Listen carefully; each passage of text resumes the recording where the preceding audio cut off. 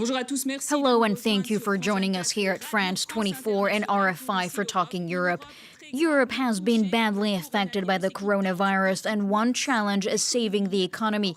However, the latest days have turned into psychodrama for the European Union, with an interminable Eurogroup, worrying growth figures, and a clear need for recovery. All that is part of the brief for our guest, France's European Commissioner Thierry Breton, joining us by Skype from the Berlaymont, the European Commission building in Brussels. Welcome, Thierry Breton, the European Commissioner for the Internal Market, as well as for the digital sector, industry and services, defence, space, audiovisual and tourism. It's a very varied portfolio, and you have had experience of some of them before taking up your post in Brussels. You're at the head of some of the biggest French industrial companies, Atos, Thomson, France Telecom. And as a public official, you were elected as a regional councillor in Poitou-Charentes in France and served as the Minister of the Economy during Jacques Chirac's presidency. You qualified from one of France's top engineering schools, also known as an author, having written, amongst others, a number of thrillers, including one in the 1980s centered on a virus, although that was about a computer virus. Let's start with the latest Eurogroup meeting of finance ministers that laid bare the dangers facing Europe. After 3 days of arguments, the 19 members finally reached an agreement late on Thursday night. Can we say that solidarity within the Eurozone still exists? Well, as you know, every time that the Eurozone meets, it's the ministers who meet, the ministers from the Eurogroup, and that's what we're talking about here. And whenever they meet, and when they come out of their meetings having to agree in unison, and they actually applaud, if I hear the rumours correctly, then we know that it's good news for the Eurozone. It means it's going to be stronger, and the 27 member states of the EU will be all the stronger for it as well. Now, I don't want to mince my words here. I know that this was one of the longest Eurogroup meetings. I have attended a number of them in my own time. I've actually been to some which went well on into the night. So this, I know, is probably the longest Eurogroup meeting we've ever had. But at the same time, we have to say things as clearly as possible. This is a crisis that we've never seen before. And if we believe, and I believe what the General Director of the IMF said, it is probably the worst crisis since 1929, which is our reference point. And when I look at what's happening elsewhere around the world, if we look at the United States, they had to have many toing and froing to vote through their budget of $2.2 trillion. They had to come to agreements between the House of Representatives, the Senate, yet the Republicans and the Democrats seeing eye to eye, and they eventually did, after much toing and froing. But that's democracy for you in our countries, democratic countries that are going through a time of crisis. But we've done that, it's behind us, and now we can get to work. The European Stability Mechanism, the bailout fund that was created in 2012, will now make 240 billion euros of loans available. But the Netherlands tried to block those loans if there weren't economic reforms and budgetary limits as a condition. How do you react to that position? Because this isn't about poor governance, but a major health crisis.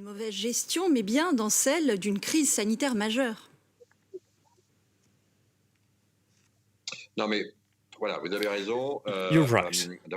You're exactly right. But because you have to act fast, and as I said, we have a priority here, and I would just like to clear this up straight from the outset, is that our priority is to ensure that all European citizens will be affected by this as little as possible. Obviously, I'm thinking of those people who are already sick or who have lost their loved ones or are still in hospitals. But that being said, this crisis is going to affect our economies. And for that, we need to have tools at our disposal.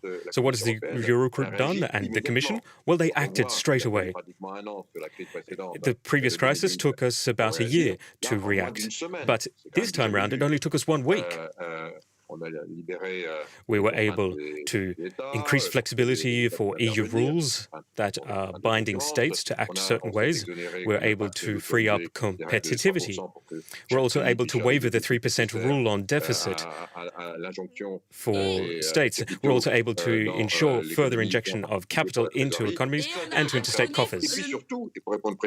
But to be more specific and to answer your question... So you triggered the European Stability Mechanism. The ESM. We triggered the ESM.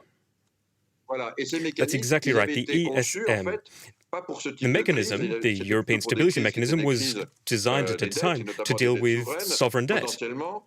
And that was the case following the financial crisis of 2008. And that was the context, and that was the purpose at the time.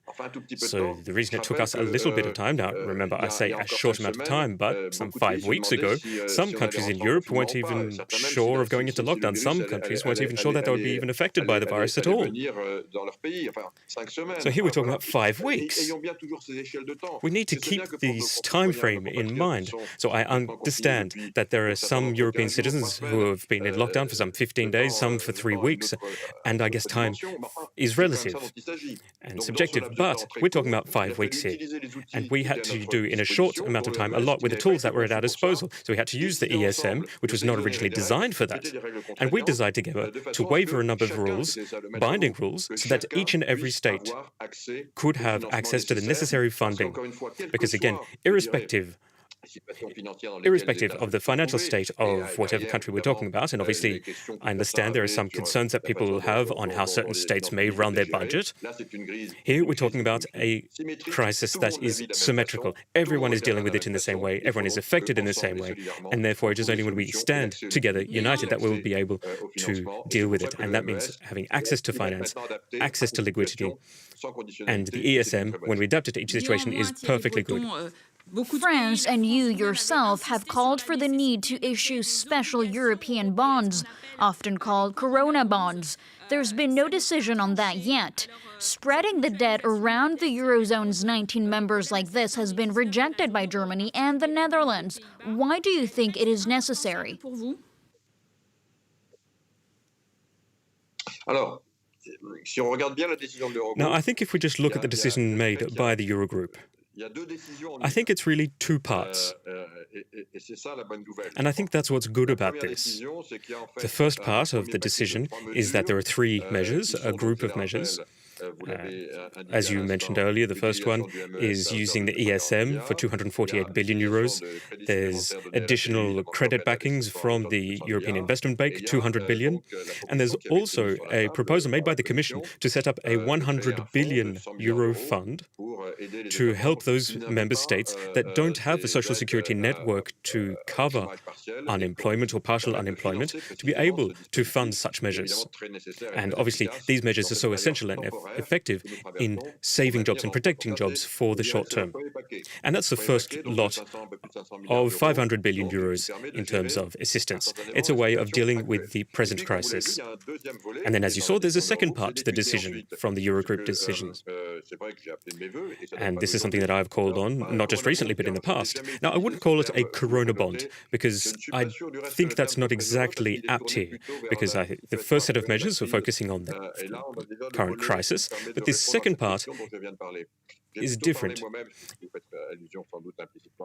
And I think you're probably mentioning here what Paolo Gentiloni mentioned, and it's a recovery fund. And this is the fourth part.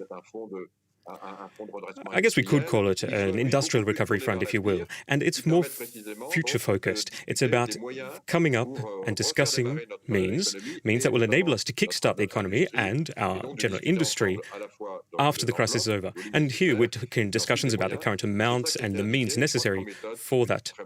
And I think the current method is a very good method. And I think a number of proposals have been made that we've taken on board, and as have my colleagues, all of my colleagues here at the Commission. Christine Lagarde, as head of the ECB, is the other prominent French figure in the European institution. She said the ECB will do whatever it takes. But there have been complaints and reservations about the scale of the ECB's intervention. Is it all down to her? What do you want her to do?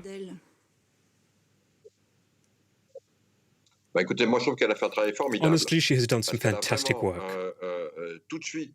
Straight away, and it wasn't an easy task, because straight away, in a week, she met with the Board of Governors, and she was able to decide with them, and they were able to come up with a substantial response to deal with the current crisis. There was 750 billion extra euros which were put on the table. Now, we're not talking about small figures here. So with that money, We can buy debt back from states, but it's also going to help a lot of corporate bonds. So very quickly, Christine Lagarde and the ECB took the right decisions, and they did it so very fast. Now, to have so much money put on the table in such a short amount of time, it's unheard of. And it's certainly not like what happened in the last crisis. I think the ECB reacted very well. And thanks to their decision, there is now cash in the markets, available cash, that countries, individual member states, can inject it back into the local economies, which is so essential for the economies, but also for cash flow. And here, I'm obviously thinking of SMEs. The EU is giving the impression of a disorganized club, where it's each for their own. Do you fear a rise in populist anti-European parties in the wake of this pandemic? We've seen Europeans pretty much divided over how to respond to the crisis. On a vu quand même des Européens très divisés sur la réponse sanitaire et économique. I understand what you're getting at with your question. But that being said, I haven't heard the Europhobe parties for some time now. Certainly not as much as we did in the past when things were going fine. And it's curious, isn't it? But really, it's not that surprising. But today, and I want to say simply and probably give you a very clear, important message, is that this crisis is a global crisis. It is a crisis that affects the entire planet. It's a crisis that affects all countries, across all continents, and it concerns everyone. I think the true border that exists nowadays, it's not borders between countries, as some populist parties would have you believe, the ones that you were mentioning there. The true border is the border between all of mankind and the virus. That is the true border. That is where we need to focus our efforts. There is no other border. That is the front line. So all those people who would think that we can deal with this on our own, they are wrong.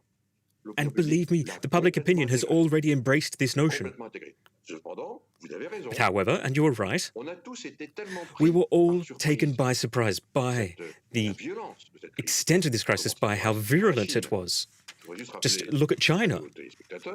And just as a quick reminder, back in January, China was completely unprepared. They were taken completely by surprise. They called out for help. And they called us, and we, as the European Union, we responded to that request, that cry for help straight away, because they didn't have enough masks, they didn't have ventilators, they didn't have PPE equipment. So we sent it. We sent 56 tons of equipment and material at them. And it's so important, because we sent it out there to provide them with support. Obviously, in the meantime, they've been able to get the manufacturing industry back on track so that they can produce masks now. But now it's up to us. Now we're the ones suffering, and soon it'll be the United States. No one was prepared for this crisis. And obviously, the first knee-jerk reaction for a lot of states is to go, what's going on? I need to close off my borders, focus on myself. But then very quickly, in just the space of a few days, we opened back up the borders. And you're right in mentioning that a number of countries had a few knee-jerk reactions. But me, as a commission role calls me to do, I have to ensure that there are no borders in Europe. As Commissioner for the Internal Market, having got off to a slow start, the EU has launched a programme to buy and produce medical ventilators and masks. What is the current situation? We were not at all slow to act. I just want to remind you of one thing. And I think everyone needs to hear this and understand this. And it's something that may change in the future, but it's a good thing. For the time being, the health sector is the sole jurisdiction of each member state.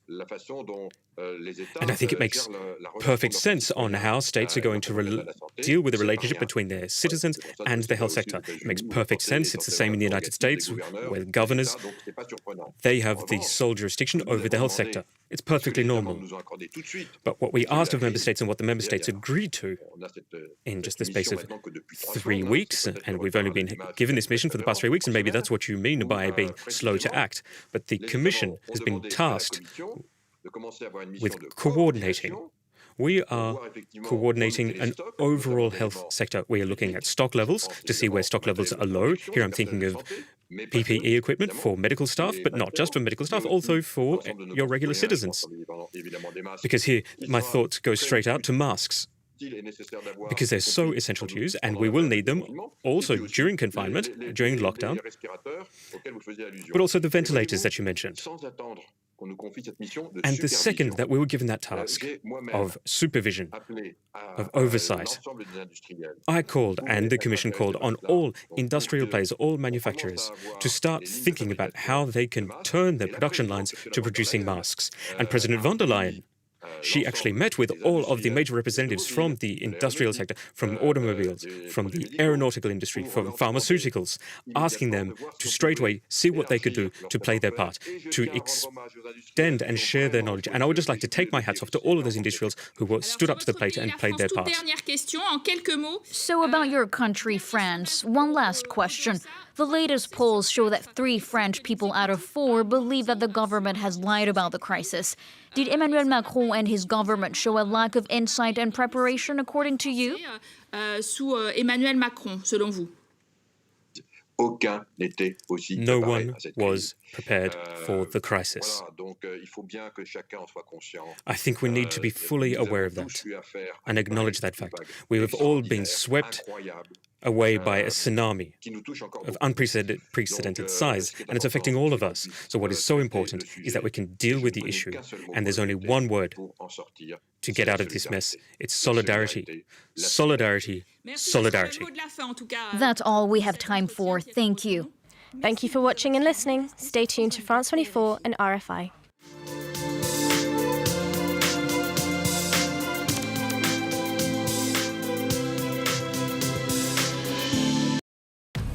I'm Gulliver Cragg, France 24's correspondent in Kiev. I'm forever crisscrossing Ukraine, Poland and other countries in the region to keep you up to date with all the news from Central and Eastern Europe. Join me on Live from Paris and in all France 24's news and magazine programmes. Gulliver Cragg, one of the 200 France 24 correspondents around the world.